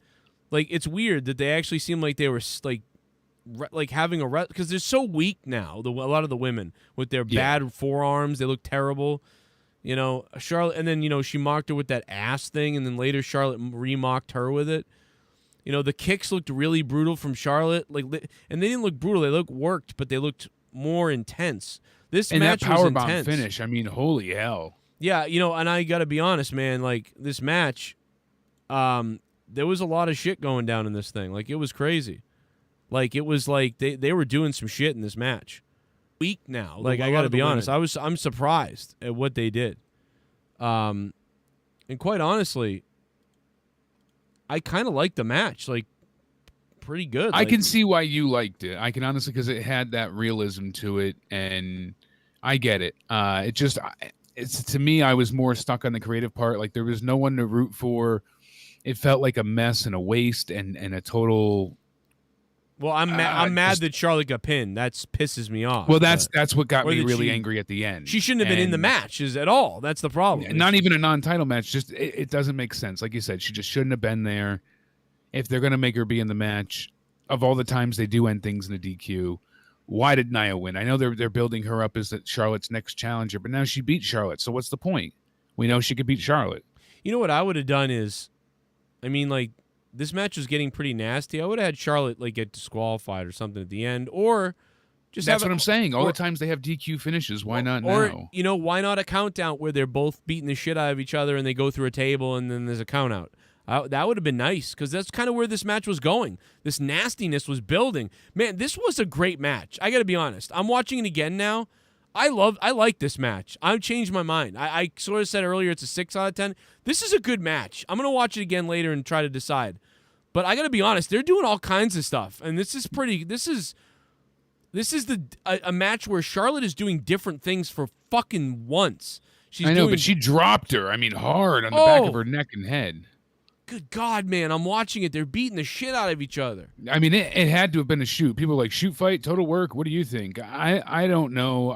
That looked painful. That's why I can't stand Nia, because now it looks like at that moment where she lifts her up and she slams Charlotte back by dropping her, she fucking drops Charlotte. And after that happens there, Charlotte gets pissed and it just gets worse. So I think, it is extreme bullshit if they face each other at extreme bullshit. Something was going on. Something was going on here. And beforehand. Well, I'm just saying either something was going on during the thing and they were getting like off and on nasty. Like, there was a spine buster by Nia just now where Charlotte didn't even seem to know what was coming, and that's where she rolls out of the ring. She gets spine busted, picked up and spine busted, and Charlotte kind of went to put her legs down because I don't think she knew what was coming. And that's when she rolled out of the ring and started walking around outside. Yeah, and well, because I think Nia got pissed because Charlotte kind of sandbagged her the second time for the Samoan drop. Right. Yeah. But I don't think it was intentional because they started slapping each other before that. I don't know. It's weird. I love it. I don't know, man. And they might have meant it to be this way. This was some old school, like I'm telling you, man, I've seen this sort of thing before in a match that did become a shoot. But it doesn't seem like a shoot to me. It just seems like maybe they're having a hardcore match at Extreme Rules, and that's what this is supposed to be the story of. Look at how brutal they are, and now they're going to have a real brutal match at Extreme Rules. I mean, that seems to be where you would go. And I'm telling you, dude, I'm sorry. This is really good. For 30 seconds, there was no selling. Yeah, a couple times for 10 seconds there wasn't. And it was weird. I'm saying at that point, for 30 seconds, there was no selling. Yeah, that suplex was wild. And it was wild when she stopped addressing all of that. You know, she just kind of acted stiff. According to our best friend, Bill Badass, Bill Buttfire. He said they have beef, but they look like they got, dude, they look like they got something. This fucking match is weird. He's just fucking saying it because he didn't have any sources or anything. Yeah. You don't know. But then they're selling. Just because it looks like it, you can't say, "Oh, they have beef." Then they're doing moves that are planned, and they're selling. So, but I mean, listen. Sometimes you can say, like, "Dude, let's go out there and fuck each other." Like, let's just go. I mean, that happens. So they may be doing that, and that may be what this is. Like, you know, you want to fucking play out there? Let's go play out there and see who can fucking be more brutal. You want to do that? You know, that can happen. That could be happening. Yeah. And speaking of happening, did you hear that WWE sent out an internal memo saying Adam Cole is no longer with the company? That's a weird thing to do. Why would you do that? To tell everybody don't talk to him and don't be telling, like, whatever? I guess they sent out an email to say he's no longer under contract and no longer with the company. I saw that, but it's like, man, that's so weird. Why would they do that now? They let the staff know who's released. So they're like, this person's let go, this person's let go. And if they're not released, then they say, like, this person's done with the company. Okay, this is weird. All right, I just saw it, Jake. This is weird. Charlotte Flair boots Nia Jax. This is the moment that tells me something's weird. Nia Jax boots. Okay, Charlotte Flair boots Nia Jax in the face. Nia falls down, gets up, or starts getting up with her face forward, trying to like pick herself up. Charlotte immediately grabs her in a guillotine. And then as she's putting her in a guillotine, she just releases her for no reason. So Charlotte randomly releases her for no reason. And then Nia is standing up now and looks at Charlotte. And now Charlotte's looking at Nia. As Charlotte crawls on the ground, so Charlotte's now selling like she's hurt, and Nia is standing. But a second ago, Charlotte kicked her in the face and was guillotining her, and then she just let go of the guillotine. And now Nia is standing, and now Charlotte now gets to her feet wobbly, stares at Nia, who's now staring at her, and now Charlotte slaps her in the fucking face, in the side of the head. And then, and that's when they start slapping each other. Yeah, and then Nia pushes her, but in the face. And then eventually Nia grabs her wrist and kind of like turns it too, if you notice. Yeah, and now they start really scrapping, and then Charlotte's almost got a weird look on her face that she wouldn't normally have. And now you got like 30 seconds of no selling. Yep. Now she slaps her back. Now she slaps her back, and now they're laughing at each other, and they're having some kind of slap out fucking. And Nia's really slapping now. Now Nia's slaps are Vader slaps, slapping just like Vader would meat hook you. Yeah. This is fucking weird. I just want to say that was confirmed by PW Insider that he has not signed a contract extension and he's done with NXT. Adam Cole. Yeah. Well, it's not like we're just pulling that out of thin air.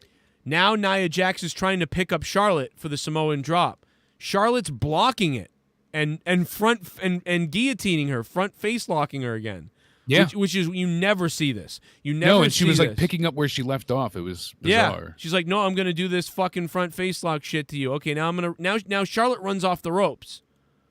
And now comes at Nia because she wants to jump up on her and, okay, let's go do the spot we're supposed to do where you Samoan drop me. But Nia doesn't know what Charlotte's doing. So Nia isn't really ready to pick her up. So Charlotte just jumps on her, and then Nia gets it like, okay, yep, we're doing that. Okay, we're going to do the guillotine. But while Charlotte's on her, she's ripping at her face all fucking strange. And ripping, and then okay, I'm going to get on you now. And then Charlotte just gets on her. The elbow to the face looks like it hurts, and like you said, set everything off. And now they've got this weird reverse choke that Charlotte's got on Nia, who won't bend backwards, and Charlotte won't bend forwards. And now Charlotte's arm is bent fucking bizarrely. You never, ever see a move like that. And then Charlotte, they throw each other backwards like a Russian leg sweep, and Charlotte covers her. Watch after the pin. That's the most important part, because she sits up and laughs. The pin happens. She no-sells it. Well, the pin happens. Charlotte pins her, and then Charlotte gets up and like kind of stares off, licking her hair. And Nia is now up, like rolling her eyes. No, I'm saying for the finish when Charlotte loses. Oh, I know, I will. Yeah, I'll keep watching. I'm describing the whole thing. This is totally weird. Yeah. The referee is talking crazy shit right now. Referee is talking some crazy shit. And I think the referee might be saying, okay, girls, like, let's get back to what we're supposed to do and do the deal. Well, from what I'm hearing... Look at the ref. He's talking to them right here like, okay, guys. Charlotte was upset, Joe, because she didn't want a job to Nia tonight. Somebody I usually talk to had said this. It makes sense, allegedly, but it's from a pretty trusted source. And it says that Charlotte did not want a job to Nia tonight. Shouldn't be losing. She had an attitude about it all night. She argued with Creative, apparently. So Charlotte started bullshitting in the ring, and Nia went in on her. And after the pin, Charlotte no-sells it and sits up laughing. It wasn't good after they got backstage. So she was upset that she's a champion that's losing. Absolutely. She's dead right. Fucking WWE's retarded. Fuck them. And Nia got pissed off that she was bullshitting on her in the ring. Yeah, and Nia does have a beef because it's not Nia's fault that they want to do this. Yeah, but and Nia knows she's being pushed for a title match, so Charlotte was kind of fucking around, and Nia elbowed her, and then it all took off. Charlotte should have gone out and fucking done her job instead of getting mad. But Charlotte's right, but she shouldn't. She's wrong. I wonder if it was the guillotine let go that pissed her off. Well, 'cause that also, was weird. Nia Jax sucks in the ring. So you add, this dumb fucking asshole who's going to hurt me and this stupid fucking booking all combined for one big, I'm going to get fucking pissed off out there. That's what this is, dude. This is some fucking crazy. I'm going to watch this match again. This is my favorite match of the night. I'll tell you that right now. And that's because of this shooting that's going on, which is pathetic. But I'm sorry. Like, it actually, in old times, I would say this disqualifies this from even being anything. But I'm sorry. This entertained the shit out of me. Because, like, I thought it was good before, but I was like, maybe I was wrong. And then I got mad at the fact Nia won. So I was like, all right, throw that out the window. But now I kind of like it. But yeah, Nia winning is horse shit. And I think it was Charlotte recently. Or wasn't it Charlotte or was it Rick or somebody recently said, like, champions losing matches is stupid.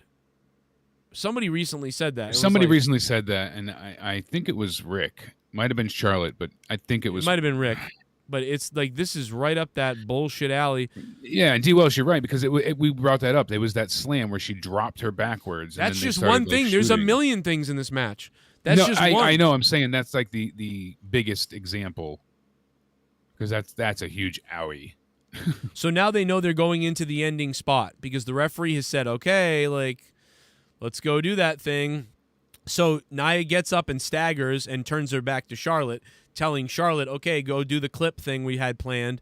Charlotte does the clip, then kicks her in the back, then kicks her again. So now they're doing their spot right from that moment after the referee says, okay, blah, blah, blah, blah, blah, blah, blah, and the girls are like, okay, let's do our fucking how we're supposed to do it. So now Charlotte starts doing the stuff, but she's doing everything harder. Oh, my God. And after she hits her with that leg thing, she punches her. Charlotte pushes her in the head with her hands, then does her ass mocking thing, which I don't know if how much of that was planned. Then obviously, I don't think it was personally when you see it. She gets shoved into the corner. Nia looks like she's like been through a battle at this point. Nia's like walking around like, what the fuck? Like, now the referee's talking to Charlotte, checking on her. Nia comes up over to her. And Nia, Charlotte's playing dead, at this point. Charlotte's playing dead. At this point, maybe Nia might be wondering, fucking, is this girl going to fucking take the job here? Or what? Like, are we going to have a... Because you're fired, right? I mean, they fired Enzo or whatever. Then Nia just kills her on that fucking powerbomb. She fucking spike powerbombs her, just throws her on her fucking back. Like, and then Nia's like, I win, fucking, finally. Raise my hand. Her face is fucking red. Nia Jax's face is fucking turning fucking Massasoit Native American red. Like, I mean, this girl's fucking face is red. This was a brutal fucking battle. Unexpected battle. And Charlotte Flair lays on the ground selling it for a while, so I don't know the smiling part that I haven't seen that yet. So Nia's still celebrating. Charlotte's still out. Dude, this match, I'm going to study this match later again and see where this starts going south. But this is fucking weird. This match was awesome. Because Charlotte was doing, like, she was really putting everything into the kicks and the punches. And the kicks and the punches were still worked, it looked like, most of them. But it's like she had more power, like, into everything. And then once in a while, she was hitting her. Nia's laughing as she gets out of the ring. I mean, she's red as fuck. This was crazy. Okay, now Charlotte sits up. And now Charlotte's kind of laughing, but she looks beat up. Rolling around, on her butt, grabbing her hair, kind of laughing. She gets her belt back. Charlotte's got a bit of nasty in this match going on. And it just doesn't make any sense. It doesn't make any sense that Nia Jax beat her for no belt. That should have been a championship match because that was so fire. It should have been. And Liquid Motions, it definitely feels like Charlotte to AEW confirmed. Yeah, kind of. I don't know. We keep saying that. And then they, give her the belt again and give her more time? I don't understand. They're giving her the belt to, like, satiate her ego, I guess, or be like, no, please stay here. We'll make you champ. We'll take it away, but then we'll make you champ again. It just seems like they're going to keep taking it away so she breaks her father's record for the female Did you side. just donate to Joe? Vinny Did you Mamatelli. just donate to Joe? Thank you. Good old Vinny Mamatelli with the donation. We're going to your donos, guys. Let's see. Fist myself in the bunghole. Oh. Hey Pisons. I've been away in the old country taking care of some Priati family, making them disappear. Also Bullfrog. You gook fucker. Oh, He'll cut my your tongue out, God. burn your ass alive and piss on your ashes, fucking eggplant fucker. Oh, my God. Bullfrog is a white fat guy. What is he talking about? The fuck, dude? Bullfrog is a big fat white man. Eggplant fucker. I mean, isn't that Ed's view? What the hell are you talking about? That's Ed's view. Anyway, thank you, Vinny Mamatelli, for, of course, take it to an Italian guy not to know Shit bum. the races of people. Not gonna lie, I did not watch WWE.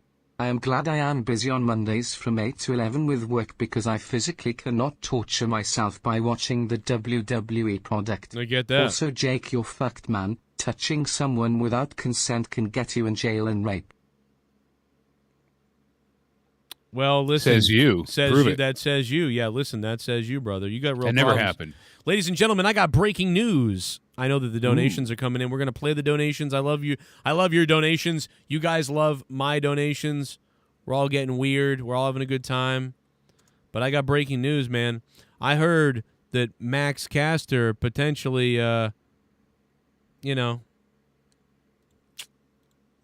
could be pissed at me, man. He could be mad at me, man. Yeah. He's got a bit. Max Caster's. By the way, guys, if you're in Chicago, how many people? We had so many people reach out from Chicago that are going to AEW next Wednesday. And guys, if you're not going to Max Caster's, I need you guys to go to Max Caster's this Wednesday. Yes, I'm sorry, this Wednesday. This is coming up. I need you guys to go to Max Caster's show. I want you to go to his show. I need you to take video of him and of it. And I want you to document it. Let me know how it goes. I want the reports from Max Caster's party. It's going down this week. So this is a big thing, man. You guys don't want to miss Max Caster's party. Buy a ticket, man, because I need you guys to tell me if he's going to be a douchebag at the thing or whatever. You know, I need to know this shit. Please let me know. Max Caster's having a big fucking party, man. You can buy tickets, I guess. He's having a now, Jake. What do you think? Do you think that this is an event like that? You know, that they plan this whole thing, or do you think he's doing this because like he really is in trouble and screwed, or do you think they said, "Listen, take 2 months off, do whatever you got to do. You'll bring you back. It'll be okay. In the meantime, you can do whatever you want, wherever or whatever." Or I don't know. Like I don't know what's going on. I tend to think he's legitimately screwed at this point. Like I hate believing it, but it really feels that way. Yeah. God, really? But the weird thing is that he's doing this. I know, but it feels like he got fired and he's just able to maybe do some stuff. Or why wouldn't he just come out and say I got fired? Maybe he can't. Or maybe they pay him for the rest of his contract. Yeah, maybe he has like a 90-day thing where he still gets paid but can't say anything. Well, guys, I mean, it's going down, dude. I mean, general admission $20, September 2nd, 2021, at the Bottom Lounge in Chicago. There's a meet and greet, performance, and Q&A for $20. That's awesome. But the day after AEW, so is he? You know what I mean? Like, is he following their tour or is he still with them? That's my question to you. I don't know. Maybe he's following them, or is he from there? From Chicago? I don't know. Look up where Max is from. I didn't think he was from Chicago, but that could be true. He could be from Chicago. I had no idea. He's from New York, Rockville Center, New York. That makes more sense. Okay. Yeah. So, he he trained under Kurt Hawkins and Pat Buck. Oh, our buddy Pat Buck. Pat Buck trained him. He wrestled at CZW first. Did he wrestle the old man as he died for his money, like Ryback says? I guess he must have, huh? Yeah, I don't know. Maybe Max Caster knew anything about that. I don't know. We'll see what happens, man. I wonder but if you go to that, man, let me know what happened. Let me know how it went. I gotta know. Yeah, I'd love to see how how it plays out. Let's go back to the donos real quick. I know you guys are looking for donations, so let's go back to the donos. Duncachino? Oh, shit. Don't mind if I do. What's my It's King Crimson. Duncachino. It's a whole new game. Duncachino. You want creamy goodness? I'm your friend. Say hello to my chocolate blend. Cross went from being a cool swing set to being flat tire tied to a tree branch. Gimmick is the sex child of Demolition and Fox Gladiator helmet. The gimmick is Demolition in the Farouk Gladiator helmet. That's pretty funny. I mean, come on, though. It looks cooler than Farouk's Gladiator helmet. That thing was painted like blue and weird and whatever. You know, this thing looks at least like more dominatrix goth or something. KC, thank you for the $5 super chat party. Much appreciated, man. How you been, brother? Let's let some more roll in. We got a lot of donos coming in. And it's turkey time with Soundwave 92. What if the turkeys hate us? What if they filleted us? What if they killed us and ate our children? What if the turkeys ate us? What if they filleted us? If the turkeys ate us, if they had to hate us, the Thanksgiving was a little bit different. Instead, the turkeys ate us, they gobbled us apart. But first they'd eat our nuts, and then they'd eat our bud. The turkeys ate us. What if the turkeys ate us? What if the turkeys ate us? What if they ate our fucking nuts? Yo, come on. Yeah. What if the turkeys ate us? Instead of mashed potatoes, instead the turkeys ate us. And them turkeys are eating our assholes out. What's up? Didn't watch Raw tonight. I was too busy getting baked as fuck tonight. Oh!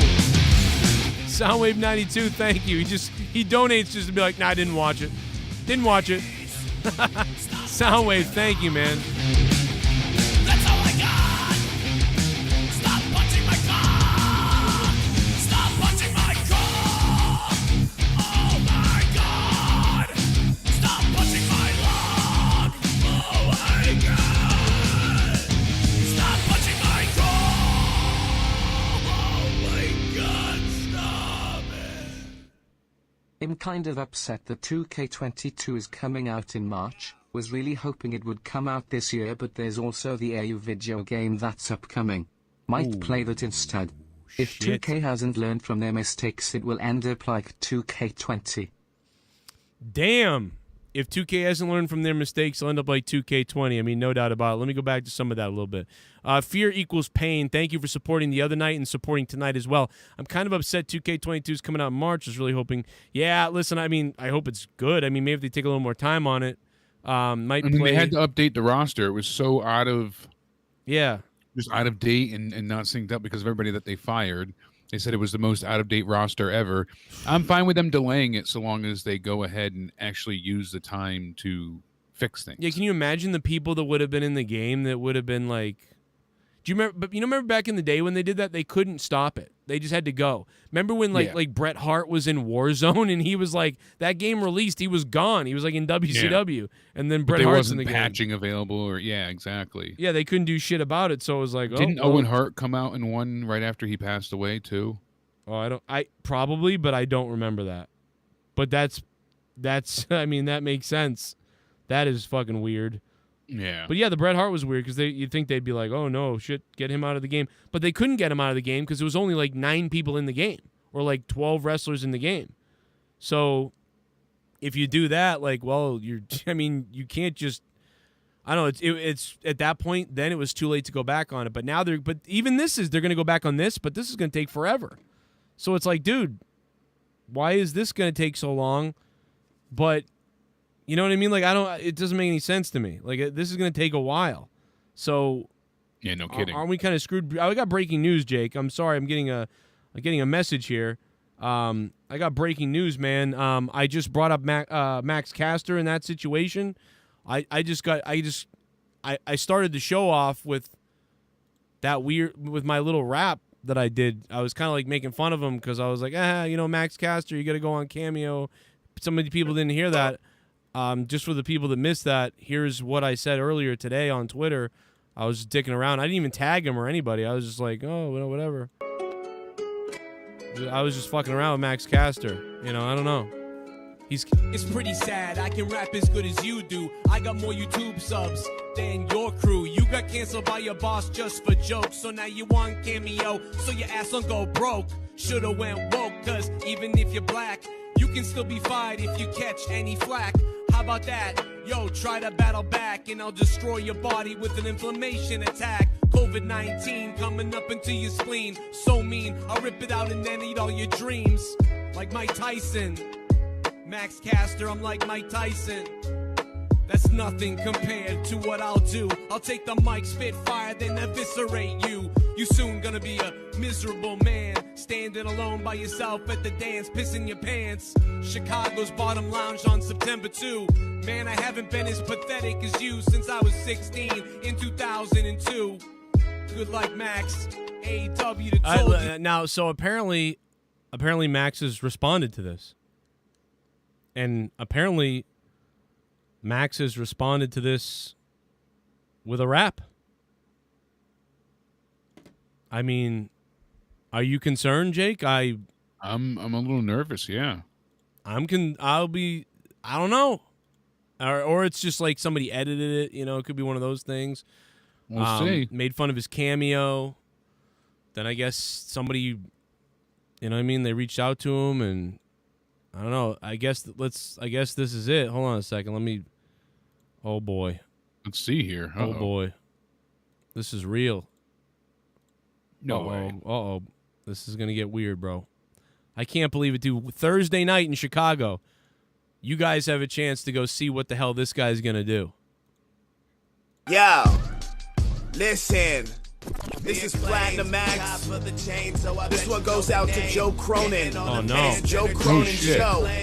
Yo, listen. Yo, it's Platinum Max. This is for Joe Cronin. Oh, you got a podcast, man? Now I'm groaning. You and every other dumb fan online. I scrolled on your Twitter. Hey, don't try to rhyme. How you been alive for like 40 years and you still a virgin who can't grow a beard? So Joe Cronin, I'll put you on blast. Hey, if you want me on your dumb podcast. $11,000, Venmo me. That was, damn. Oh, no. Yeah. Oh, shit. Listen. Red alert, motherfucker. Holy shit. Look out. Motherfucking guy. Motherfucking Max Caster on Twitter. Hit him up and tell him you saw that. We're going to have to, Damn. Man, and he saw my shit, too. Yeah. He was just he should have just showed a picture of me and been like, that's what you look like. Like that's all you need to do. Anyway, Max Caster Thursday night in Chicago after AEW. If you're in Chicago for the AEW show for a couple of days because you wanted to, go on tour and, maybe get shot, maybe think about going by his place on Thursday. I know some people do that. They fly out to Chicago on AEW and they make a week of it. So if you're making that week and the weekend of it, Thursday, so Wednesday AEW, Thursday Max Caster, you can slap Wednesday him for Dynamite, Thursday Max, Friday, then you'll have Rampage. A shooting, Saturday is probably get shot on the meet and weekends. Go to a and bar, Sunday, get shot. Yeah, Saturday get the prostitutes to follow you out. 42 shootings last week. Oh yeah, look at that. 42, baby. Yo, Max Caster. If you want to watch a good superhero TV show, I recommend Daredevil on Netflix. Amazing show, extremely underrated. Right.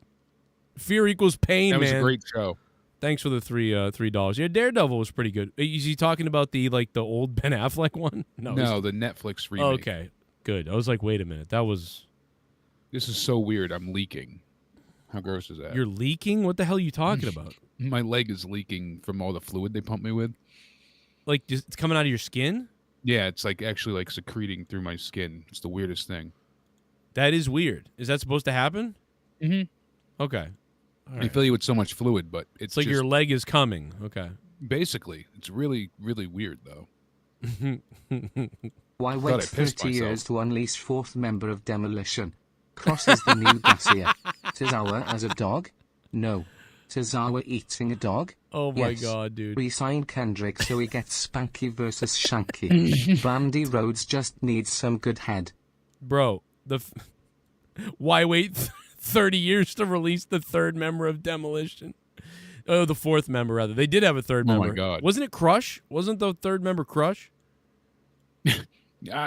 Wasn't he like an honorary member at one point? Yeah, it was something like that. I don't remember. Or maybe I'm thinking of Legion of Doom. Maybe he was killed in Chicago, too. I can't recall. Who hasn't been? Exactly. Mr. Luke Pico. Rojas was almost killed how many times in Chicago? He was shot, I think, like 6 times. No, he deserved it. It's different. Well, he was running around yelling some inappropriate stuff. Comes another dono. Fused artist. Duncachino. You want creamy goodness? I'm your friend. Say hello to my chocolate blend. My vibrator has more personality and realism than those backstage reporters. Love your show. Thank you, Fused artist. Much appreciated, man. Yeah, the backstage reporters are a mess, dude. It's just such a nightmare. It's like it's not even like you can get that right. You know, you may not be able to come up with good ideas and stories and things like that, but Jesus Christ, you can get the production in the back right or the realism part right. Instead, it's like dead. It's like nothing. You know, I mean, I don't know. It just feels like they put nothing into it. You know, Can we just also bring up the fact Roman and Balor are facing for the title this week? Like they are practically doing the same shit they did with Cena. Finn randomly appears in between a story to get squashed again. Yep. And dude, you know what? They'll do it again when The Rock shows up, and the Rock can't be there every week. So as Finn comes out again, here comes Finn Balor filler again. Someone like Cesaro or Finn, and someone the crowd will get excited for, but yet they'll be beat. Who else is left like that? They beat Owens, they beat Cesaro, so now they'll beat Finn. Thanks, Darkblade. Who else do they have? Survivor Series, they'll get The Rock coming in with, Lesnar being there at Saudi, probably. Yeah. If not, it'll be Survivor Series. So who else do they have? Honestly, I'm trying to think. That could be Seth Rollins. Oh, yeah, there we go. Seth Rollins will be the next one to fill in. You think? Yeah, they'll have him be beaten. Because he's That'll kind be of a story goof there. now. They could do like 2 months out of that minimum. Well, I mean... Sorry, I'm using. I'm leaking over here. But yeah, you can get 2 months out of Seth Rollins at least. And then from that, I mean, I'm really not sure. But, oh my God, breaking news. I can't believe this. Matt Jackson had his Air Jordan DR sneakers stolen. $6,000 sneakers. They were taken from his luggage out of an airport. That sucks. Oh, man. And you figure they had 2 matches tonight that they hyped up all week. It was supposed to be Miz and John Morrison, and then Sheamus was supposed to take on Bobby Lashley. And then they also advertised Eva Marie and Doudrop. So none of that ever happened, and that's the problem. Not one of those. But that's what they advertised continually. And apparently it was a crazy day, according to Wrestle Talk, backstage. PW Insider also confirms this. They said there was tons of plans canceled and switched around prior to tonight's show. They said the sources say that it was one hell of a crazy day, and they had to change many show-specific segments.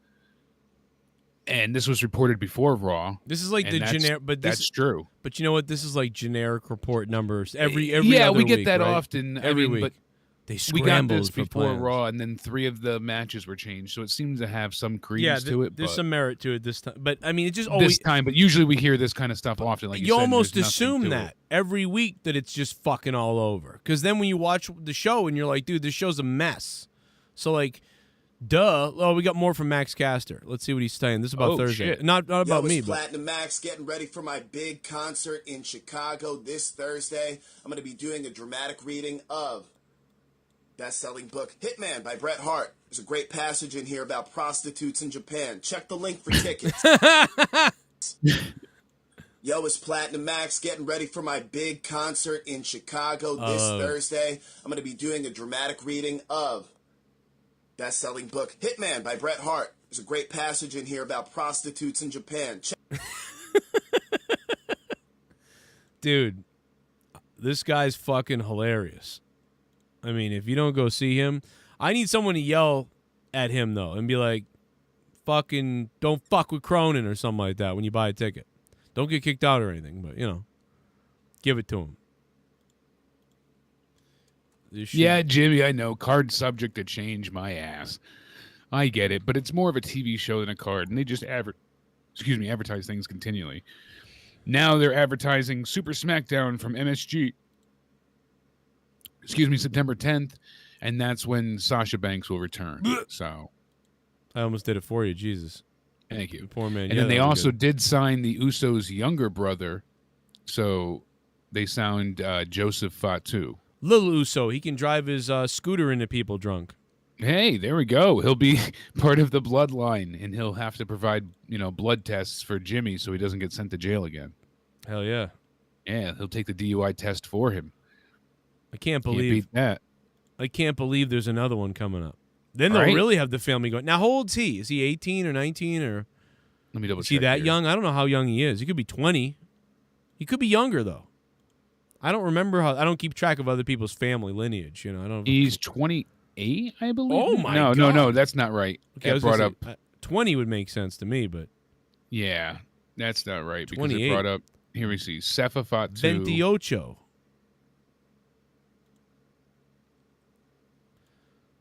Just look at his eyeballs. That's how you can tell. That's how I tell how old people are. I just stare at their eyeballs. Or their balls. I usually cut them in half and count the rings, but if you want to go that way. It says Jacob Fatu, but when I look up Jacob Fatu, it's obviously bringing up his brother. Yeah. 12, 6'2", weighs 285. I mean... Wait a minute, he was named after his uncle Rikishi. His uncle? He was trained by his uncle Rikishi. He's still part of the NOI family, so he's working with MLW, obviously, up until now. I by the way, I retweeted some of that Charlotte Flair Nia Jax shoot that went on. I mean, multiple times in the match, they just appeared fucking deranged. I can't wait to watch that again later. That was whacked out. Man, everything I see says that he's 28. Wow, maybe he is. So he just decided not. He just was like, all right. Yeah, he was born in '93. He's the youngest son of legendary wrestler Rikishi and is the brother of Joshua Samuel Fatu and Jonathan Solafa Fatu. Well, I mean, AEW was trying to recruit Joseph Fatu, known by his wrestling moniker Sefa Fatu, but he ended up going with the family because of The Rock's connection in Roman Reigns. Obviously. Yeah, no shit, right? Because there was one time where he said the Ultimate Oos jacket, and he posted back December 23rd, 2020, with him saying, well, at AEW, and he was staying at the AEW background wall, and he tagged them, so... People thought he was going to AEW, but lo and behold, here he is now. That would have been odd. Did you see when Drew broke his sword? Yeah, it definitely sounded like it broke. No, you can see the piece fly off of it. Oh, really? See, I didn't catch that, but I definitely heard it break, so that's funny as all hell. Yeah, I'll show you. I can show this probably because it's a GIF and it's only like, whatever, 2 seconds long. Watch this. He fucking breaks his sword. Watch this. Oh, you can't. Yeah, you can see it. Just falls off. Then he tries to cover it up. Like, I'll just cover it up. Breaks his sword. Or break a piece off his sword. Yeah, I mean, that's... I know funny. he only came out with the real sword during the Thunderdome. You think that... So this is another sword? This is a replica. Because I guess there's something like when he goes out with fans, right. he can't... It's so funny. Did you see it? Like you didn't Yeah, I just saw it again on the stream. I laughed the first time, but now I'm laughing again. Just see it pop off. But I guess they have to go ahead. Just like Coot, I broke my sword this weekend too. So damn. But I'm still laughing. Like what an unfortunate. But I guess something to do with fans when he brings that sword out there. It can't be sharp and it can't impose a risk to the audience. Really, I guess something about that with arenas and safety. So. That's why when they use certain things, Jericho and Nick Gage almost got in trouble for the table incident because the glass went into the audience. Yeah. Same idea. Uh-huh. You're supposed to have safety for the audience, and WWE doesn't want to get sued, so they don't bring an actual sword out there. Although I'd love it. Just go ahead, and he goes to fling it forward, and whoops, ends up in the balcony, pierces somebody. It's a souvenir. Sorry, Jimmy. There you go. Well, little kid bleeding to death. Whoops, sorry. Take that, little kid. But, man, that's about it. I'm giving Raw 4 out of 10 tonight. What are you giving it? I was pretty much right there with you. I really liked that triple threat match. That was exciting. I thought it was damn good. The crowd liked it. Almost and John Morrison was disappointing. AJ and Xavier was ridiculous. And then the main event felt like an opening match, not like a main event. So, yeah, I agree. And yeah, Luke Rojas, Becky is turning heel. I don't understand why they take their most famous, most popular star returning and turn her heel. At least when Seth left and came back as a heel, he left a heel. People wanted him to be a face, and they should have turned him immediately. But with Becky, they have no one to replace her. Yeah. They already squashed Bianca. She comes out skipping and hopping, twirling her hair without a care in the world, like nothing matters.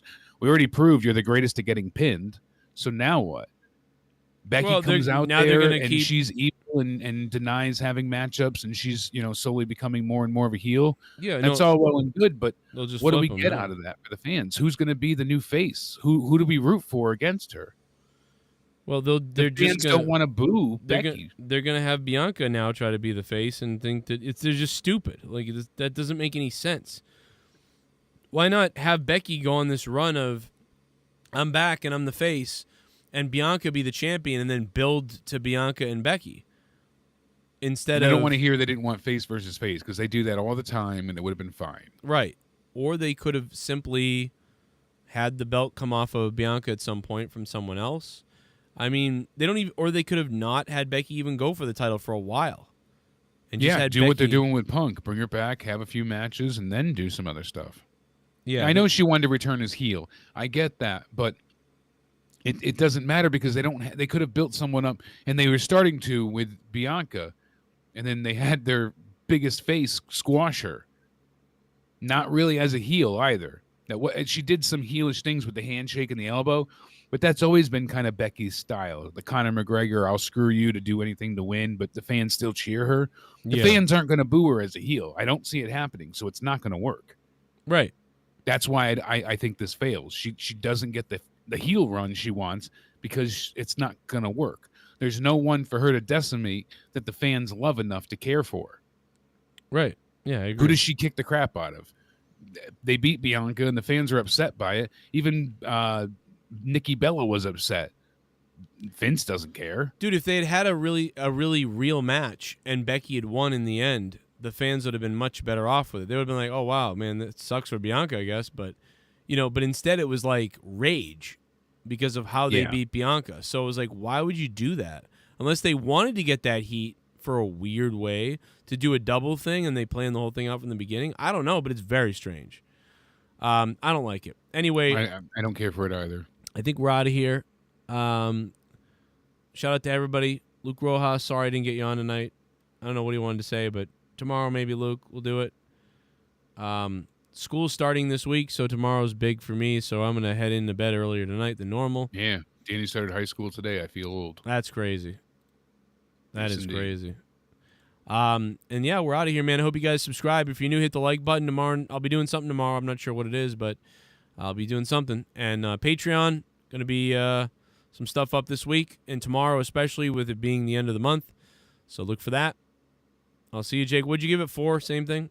Yeah, 4 out of 10. Garbage poop. Good night, everybody. Thanks for watching. And everybody make sure to hit Max Caster up on Twitter and tell him that's bullshit what he said about me. You tell Max Caster that that's bullshit what he said about me, and I want you guys to go to that show.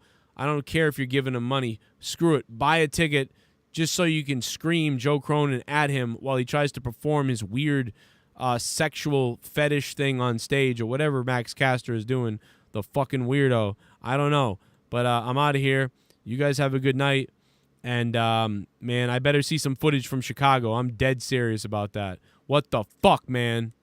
Good night. Yo, listen. This is Platinum Max. This one goes out to Joe Cronin and his Joe Cronin Show. Yo, listen.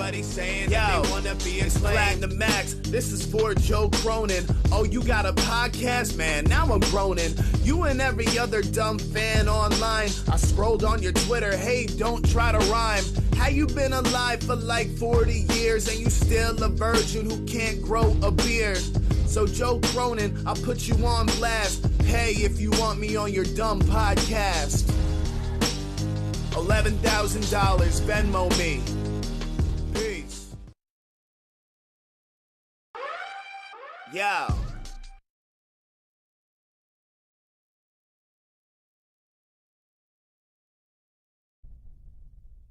When Raw, SmackDown, WWE, or AEW end, tune in to the Joe Cronin Show. Live on YouTube for review and reaction. Joe Cronin and Jake break down all the action, all of it. The Joe Cronin Show, your source for wrestling opinions, news, and insanity. A wrestling podcast with attitude. Mature audiences only. Join our community of over 70,000 people. Subscribe free on YouTube to The Joe Cronin Show.